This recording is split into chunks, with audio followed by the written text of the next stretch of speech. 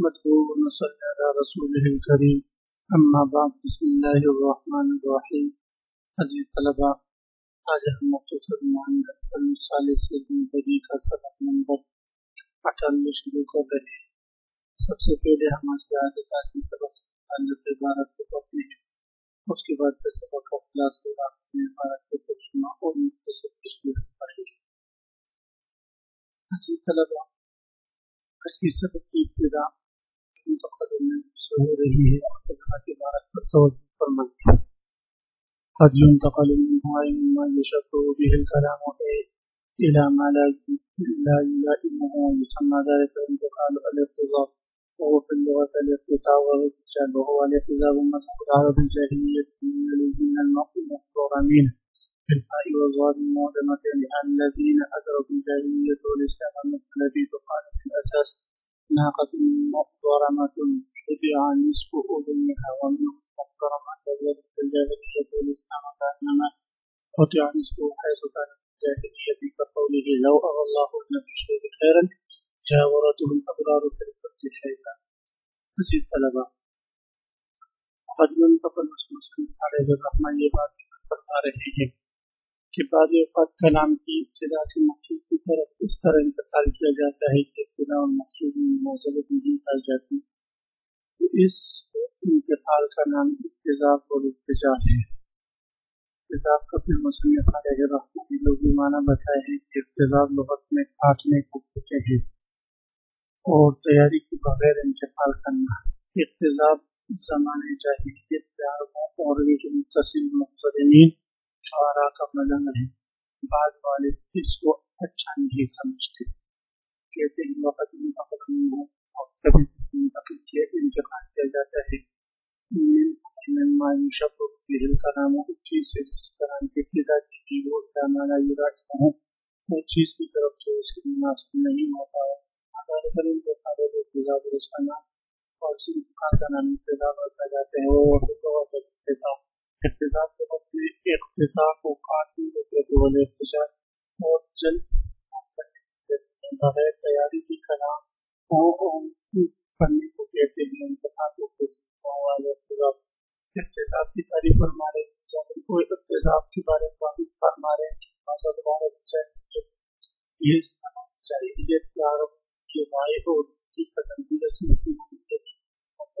اور ان کا مذہب تھا جو ان کے قریب گزرے ہیں محترمین شعراء میں سے محترمین اور ذات کے ساتھ اے الذین ادرکوا الجاہلیۃ والاسلام زمان جاہلیت اور اسلام دونوں کو پیر مسئلہ کی بھی شاید.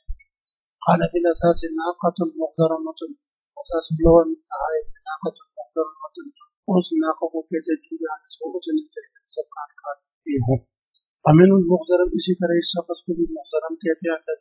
جاہلیت اور اسلام جاہلیت اسلام دونوں کو پایا. کأنما قطع نصفه حيث كانت جاہلیہ گویا کہ اس کی نصف عمر کاٹ دی گئی ہے جو ہماری جاہلیت میں ہی جی قولی جس طرح تمام کے شعر ہے. لو ار اللہ ان فی الشیء خیر، شیخ مراد یہاں پر بڑھاپے، اگر اللہ تعالی بڑھاپے میں کوئی خیر کی بڑائی دیکھتا جاورت الابرار فی الخلد شیبت، جنت میں اللہ کے پڑوسی نیک لوگ بڑھاپے کی حالت میں ہوتا ہے. جو جوان ہوں گے تمہارے منہ بڑھاپے کا خیر نہیں ہے.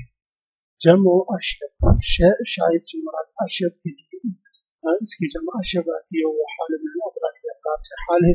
ثم انتقل من هذا الكلام الى ما لا شاید کے شعر پڑھا اور پھر اس شعر سے ایسی مقصود کی طرف انتقال کیا اس نے جو اس کے بالکل مناسب نہیں ہے. فقال اس نے کہا كل يوم تبدي صروف الليالي خلقا من ابي سعيد غريبا، ہر دن یہ آپ پر ظاہر کرتی ہے راتوں کی گزری کو اور ظاہر کرتی ہے آپ پر ابو سعید کے عجیب غریب اچھے اخلاق. یہاں پر یہ ابو سعید کی اخلاق اور اس کی تعریف کی طرف منتقل ہوا. جنت کا ذکر ابو سعید کی تعریف دونوں کی مناسبت نہیں ہے. اس کو اقتضاب کہا جاتا ہے. پھر یہاں سے ایک طرح سے جواب دینا چاہتے ہیں کہ یہ تو ابو تمام کا شعر اور ابو تمام کو زمانے اسلام کے دولت عباسیہ کا شاعر ہے. اس وقت شاعر ان گزرے ہیں تو ان کو کیسے مقررین کہ ان کا شاعر کیسے مقتدین کی مدد مطابق پیش کیا. تو شاعر کے طبی مثال تو کسی بھی آپ پیش کر سکتے ہیں، چاہے اس کا تعلق زمانۂ جاہلیت سے ہو یا مقتدین سے ہو یا زمانۂ اسلام کے شعراء سے ہو. ثم كون الاقتداء بمذهب العرب من المقتدين في الاقتداء بعرب والمقتدين شعراء کا مذہب ہے طریقہ قیادت لا ينافي. یہ اس بات کو منافی نہیں کیا جس کو قوم اسلام کی مملکت کو اقتدار کے اسلام شعراء بھی اس راستے پر چلے اور اس کے پیچھے کرے پہنن پہ پہنن مذکورن یا بھی تمام، کیونکہ ان مذکورہ دو شعراء تمام کے وہ شعراء اسلامیت کے وہ اسلام شعراء میں سے کہ دولت عباسیہ دولت عباسیہ کے ہیں. وہاں معنی معود و حقیقت کا پیادہ واضح، اور یہ معنی باوجود واضح ہونے کی، یہ بات باوجود واضح ہونے کے بعد اس پر مختصر ہے. حتی اعتراض عالم مسلم جاتے کہ اعتراض مسلم بیانہ بھی تمام بیانہ با تمام لم يكن جاہلیہ وہ تمام تفاقوں کے زمانے جاہلیت سے نہیں اگر کوئی مطلب مغربین میں سے کیسے ہوا. تو اس کا جواب اس میں علیہ رحمۃ اس خطرات نہیں. فصل مصنف علیہ الرحمہ فصل کتاب سے ایک بات یہ ذکر فرما رہے کہ اقتضاء کی ایک قسم ہو جو اس بات میں تخلص کے قریب ہے کہ اس کے اندر بھی ظاہری طور پر ابتداء اور مقصود میں کچھ نہ کچھ مناسبت پائی جاتی ہے، اور یہ مناسبت تین الفاظ میں سے ایک کے ذریعے ہوگی، یا تو اما بعد کے ذریعے ہوگی یا لفظ حاضر کے ذریعے ہوگی اور یا حاضر بابن کے ذریعے. مصنف علیہ الرحمہ ان تینوں مثالیں ذکر فرما رہے ہیں. فمن هو من الاقتضاء ما يفرق من التخلص، اور اقتضاء میں سے بعض وہ ہیں جو تخلص کے قریب کر لیتے ہیں کلام کو کہ ان یشبہ شیء من المناسبت، اس بات میں کہ یہ کلام جو ہے انتقال میں کچھ تخلص کے مناسب ہے. تقول کا اس طرح کہ آپ کا یہ قول بعد الحمدللہ تعالی اللہ تعالیٰ کے حمد و ثنا کے بعد اما بعد کا جو لفظ ہے یہ ظاہر ہے کہ ما بعد اور ما قبل میں اللہ تعالیٰ کے حمد و ثنا اور آپ کی بات کی ربط تو نہیں ہوتا، لیکن اما بعد کا جو لفظ ہے ایک ایسا جامع لفظ کہ دونوں میں ایک نوع کا ارتباط پیدا کر دیتا ہے. اس ایک نوعی ارتباط کی بنا پر یہ جو غیر مضبوط کلام جو ہے یہ غیر مضبوط انتقال یہ تخلص کے قریب ہو جاتا ہے. پہلے مقام قضا و قضا فوق اقتضاء من جہت انتقال کی جہت سے یہ اقتضاء بھی ہے. من الحمد و ثنا الی کلام ما کر حمد و ثنا سے کلام میں آپ سے کلام کی طرف انتقال ہے من غیر ملائمت بغیر کسی مناسبت کے، لیکن یشبہ التخلص لیکن تخلص کے مشابہ ہو جاتا ہے. سلم کلام آخر فجاءتا، کیونکہ اس نے فجاءتا اور اچانک دوسرا کلام نہیں لایا. من غیر قصد الى ارتباط کے قصد کے بغیر اور تعلق لنقل و نقل سے تعلق کا قصد کے بغیر، بلکہ قصد نوع من الربط، بلکہ اس نے اپنے بات میں ایک قسم کے ربط کا ایک نوع کا قصد کیا ہے، یعنی ایک نوع کے قصد کا ارادہ کیا گیا ہے اس اما بعد سے. علامانہ استقابت یا اما بعد کا معنی ہے مہما یکن شیء بعد الحمد و ثنا قضا و قضا کہ اما بعد کے بعد اگر حمد و ثنا کے بعد کوئی چیز ممکن ہے تو وہ یہ بات ہے، یعنی حمد و ثنا کے بعد یہ بات ہے. وقیل ہوا قول بعد حمد اللہ اما بعد قصد الخطاب. اب اما بعد کے بارے میں مصنف علیہ الرحمہ تفصیل جو ہے وہ تشریح فرما رہے ہیں. اما بعد کی فصل خطاب یعنی فصل خطاب کے ساتھ چیز مفہوم ہے وہ اما بعد ہے، اور یہ قول صحیح بھی ہے کیونکہ علامہ حسین صاحب کے بیانیے نے اس بات کا خطاب کیا ہے کہ فصل خطاب اما بعد ہی ہے، کیونکہ مصنف ہر شان اپنے کلام کی ابتدا اللہ تعالیٰ کی ذکر اور اس کے حمد کے ساتھ کرتا ہے. پھر جب اللہ تعالیٰ کے حمد سے اپنے مقصود کی طرف جاتے ہیں جس کے لیے ذکر کیا ہے تو اس غرض اور اللہ تعالیٰ کی ذکر کے درمیان اپنے کو اما بعد کی جو فاصلہ کرتا ہے اشارے نانا کو اس سے سیرے تدبیر سے کرنا کو نہیں. وقیل وقول بعد الحمدللہ اما بعد وہ کہا گیا ہے کہ مصنفین کا یہ قول بعد الحمدللہ تعالی اما بعد سے فصل خطاب قال کہتے ہیں کہ تین سے نہیں کہنا چاہیے کیونکہ ایسی چیز ہے بڑے بڑے لوگوں نے یہ بات کی بلکہ پختہ طور پر آپ کو کہنا چاہیے. بہت لگے معلوم محقق بیان علماء بیان سے محقق جس بات مانتے ہیں نقل اعتداد اما بعد فصل خطاب جو نقل ہے وہ اما بعد کی ہے. مصنف کا یہ کلام کرتا ہے بالکل امن شامل اللہ تعالیٰ عقل کی شامل کی انتظامی اللہ تعالیٰ کے جبر تحمیل سے فراست و پیدا ارادہ کرتے ہوئے فرض مشروع کے کلام کو اس حمد و ثنا کے بعد سے نکل کر اپنے کلام کے مقصود اصلی کی طرف انتقال کرتا ہے. فصل بینہم وبین ذکر اللہ تعالیٰ کو یہ محبت وہ اپنے کا مقصودی کرنا اللہ تعالیٰ کے حمد و ثنا کے درمیان فاصل لاتا ہے اقوات کو. وقیل فصل الخطاب معنی الفاصل من الخطاب اور فصل الخطاب کا معنی بعض حضرات نے ذکر کیا ہے کہ اس کا معنی ہے الفاصل من الخطاب یعنی کلام میں فاصل لانے والا. یعنی یہ جو فصل الخطاب کا معنی فصل کا معنی فاصل کی ہے الذي يفصل بين الحق والباطل بحق الباطل کے درمیان تمیز کرتا ہے اعلیٰ ابن مگر بنانا فائل کی صورت میں فصل الخطاب میں فصل بنانا حاصل کیا ہوگا. وقیل المفصول اور کہا گیا کہ فصل خطاب کا معنی مفصول الخطاب یہ ایسا خطاب جو مخاطب پر بالکل واضح ہو اور وہ کسی قسم کی تشویش میں مبتلا نہ ہو.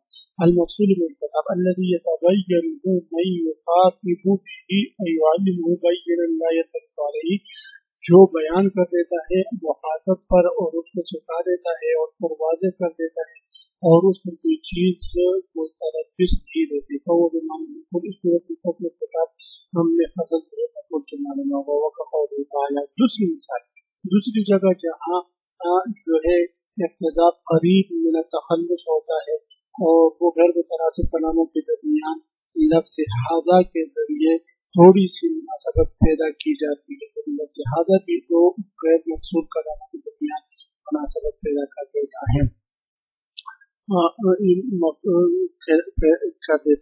تو اس کی مثال میں کہو گے تعالیٰ الحمدللہ تعالیٰ اور اللہ تعالیٰ کا یہ قول اس کا عادت ہے بعد الحمدللہ تعالیٰ پر من اقتضاء القریبی ان تخلص یعنی وہ اقتضاء کے تخلص کے قریب حمایت لفظ حاضہ وہ ہے جو لفظ حاضہ سے ہو. ہم آپ کے قول تعالیٰ سے اللہ تعالیٰ کا یہ قلبہ کا ذکر آگے جنت کے ذکر کے بعد حاضر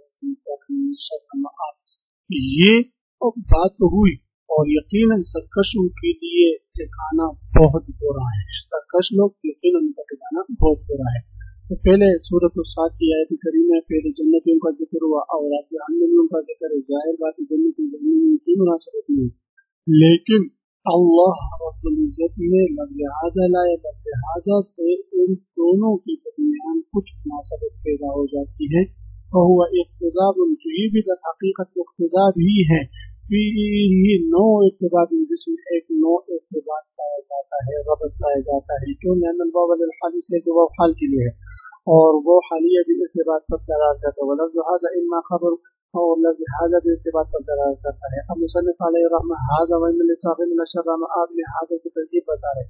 حاضہ یا تو یہ مبتدا خبر محذوف کے لیے ہے یا تو یہ خبر مبتدا محذوف کے لیے اے الامر حاضہ اور یا یہ خود مبتدا ہے خبر محذوف کے لیے حاضہ کا محذوف ہے.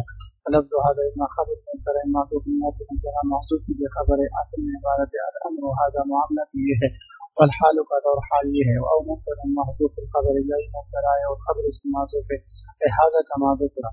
وقوله تعالی بعد ذکر جمع من الانبیاء اور اسی طرح اللہ تعالیٰ کا یہ قول کہ دوسری مثال ہے حاضہ کی ربط پیدا کرنے کی. اللہ تعالیٰ نے انبیاء علیہ السلام کے جمع کے بعد جب ارادہ فرمائے ایس اور بعد ذکر من جنت و اعلیٰ کی اس کے بعد جنت اور جنت کا ذکر ہو جائے فرمایا حاضہ ذکر من المتقین حسن مآب یہ نصیحت ہے اور یقیناً پرہیزگاروں کے لیے البتہ اچھا ٹھکانہ ہے. تو انبیاء کے ذکر کے بعد جنت اور متقین کا ذکر بظاہر کی مناسبت نہیں تھی لیکن حاضہ نے یہ ربط پیدا کر دیا کہ اس بات کی خبر کی اس بات کے ساتھ آنے قول کو ذکر حاضہ ذکر میں ذکر جو ہے حاضہ یہ حاضہ کے لیے خبر ہے. خبر کی اس بات کے ساتھ حاضہ کو ذکر کیا ہے ایک حاضہ مشہور اور حاضہ ذکر کی ترتیب خبر دے رہی لأن في مثل قوله تعالى حاضر وإن للطاغين لحاظة مبتلى ورزق خبر محسوب مبتلى ومحسوب خبر مبتلى وخبر محسوب. قال ابن الأثر ابن عاصم कहते लफ्ज़ हाज़ा फी मिस्ल हाज़ा المقام من الفصل الذي هو أحسن من الوصل. ابن عاصم फरमा रहे कि हाज़ा इस मकाम में उन फासिल में से है कि जो फसल से भी ज्यादा खूबसूरत है. ये इलाक़तुन वसीदतुन बैन ख़ुरूज मिन कलाम इला कलाम आख़र, और ये एक मजबूत रबत का इलाका है, जरिया है एक कलाम से दूसरे कलाम की तरफ इंतकाल का. और इक़्तिज़ाब जो तखल्लुस के करीब करीब है, इसकी तीसरी मिसाल क़ौलुल कातिब, जिस तरह के नासिर का ये कौल वो मुकाबिल शायर है. कातिब से मुराद यहाँ पर शायर का मुकाबिल यानी नासिर, नज़र लिखने वाला.